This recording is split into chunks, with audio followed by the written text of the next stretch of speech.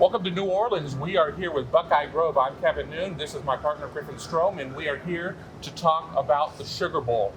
We had our first day of media availability. We had Clemson Defense and Ohio State Offense, and we're just a couple days away from the game. But, without getting into finer points off the top, what were your initial thoughts of what you heard today?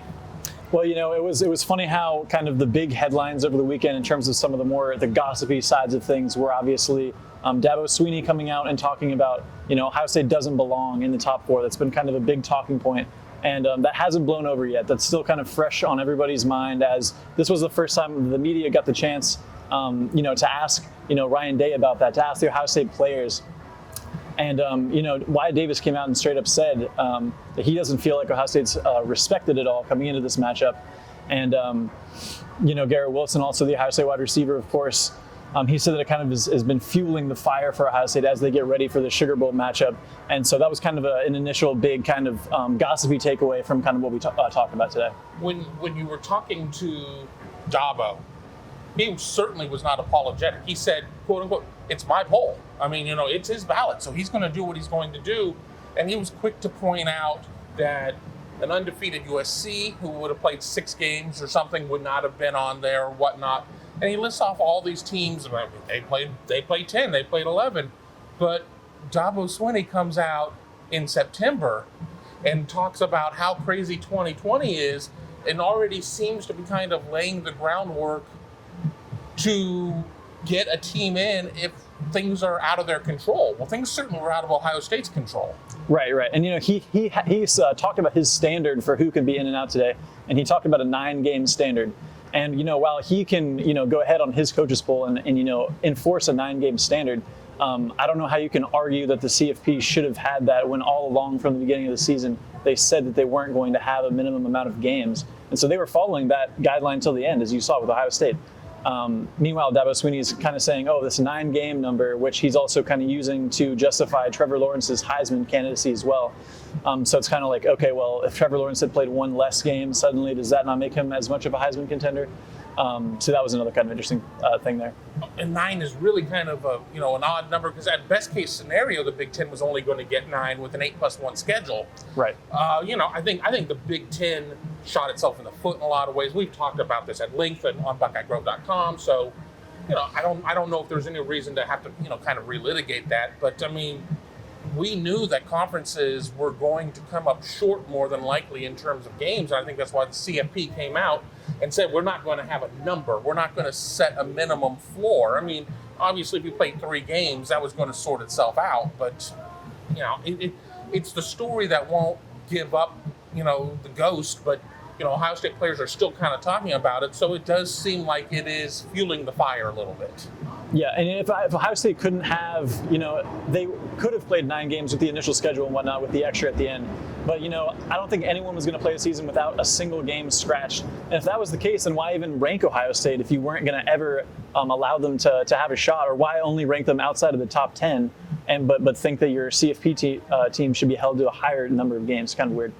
Once again, I'm Kevin Noon. This is Griffin Strom. We're here with Buckeye Grove. I want to thank a couple of our great sponsors, Hague Water Conditioning out of Central Ohio. I want to thank Shades, and we're trying to bring on Steamboat Dry Goods out of Montana. So be sure to check them out as well. Continuing with the thoughts that we have there, we had a chance to talk to the Clemson defense, and there's not an Isaiah Simmons on this defense in terms of everything funnels through one guy, but Ohio State players on the one side certainly said that it's kind of it's a great group. It's an ensemble cast, if you will. And I think maybe the biggest name that anybody knows is Nolan Turner, the safety who will sit out the first half of the game due to a targeting call in the ACC championship game. But what were some of your impressions, other than the fact that all the Clemson players were very well coached not to give us any red meat? Oh yes, they didn't give us a lot, but of course, you got James Skalski. We talked to today. Baylon Spector, he had a couple of sacks in last year's game, and Dabo Swinney talked about it today. I mean, it's all about retooling that defense every year, just like Ohio State does. There are going to be big time recruits coming in year after year. This year on the defensive line for Clemson, you obviously have Brian Brees, the number 1 player in last year's class. And, it's going to be a great matchup. They talked so much today about with the Ohio State guys about how they're going to match up with that linebacking core. Even though you don't have a guy like Isaiah Simmons, it's not going to be any easy task to go up against this Clemson team this year. Even without some of those big headlining names. I mean, obviously, I think if we're talking about a big name on the Clemson defense, it has to be DC Brent Venables, somebody who Kevin Wilson knows well. They coached together at Oklahoma. A guy that's been mentioned year in and year out, potentially for head coaching opportunities. He really seems to like to be a coordinator at this point. His name still won't go away in terms of head coaching jobs. Ohio State, comes out and says he always seems to know what's going to happen there. Was that an insinuation that, there have been allegations in the past that maybe there's some sign stealing or whatnot? We're not talking about anybody banging a trash can or anything like that, like in Major League Baseball, but year in and year out, since Clemson has emerged from the pack to be a top tier team, that defense, they can turn out, a Deshaun Watson, they can turn out a Trevor Lawrence, but that defense really seems to carry the water for them. Yeah, and it was kind of weird with Ryan Day. It wasn't like a hard and fast accusation necessarily, but it was kind of weird. He kind of went into this whole, Venables, always seems to know exactly what the opposing offense is running. And from the other perspective, I can kind of already see what the retort to that is, which is to say, that's a compliment. You're saying where we do such a great job, without any concrete, accusation to throw out there. You can just say, well, that's a compliment. We do our job so well that, it looks like we know exactly what the other team is running. But I do think it might have been a little bit of a jab there, with just some of those comments from Dabo Swinney coming out on the other side, that being such a headline. Maybe, Day is throwing a jab out there and kind of adding a little more spice to the already kind of burgeoning, budding rivalry between these two programs. We're starting to run out of daylight here. Interviews went a little long today, but I want to talk about it sure seems like Chris Olave is going to be back for Ohio State. Gene Smith, Ohio State's athletic director, tweeted out a picture from practice. We saw number 2 in an offensive red jersey.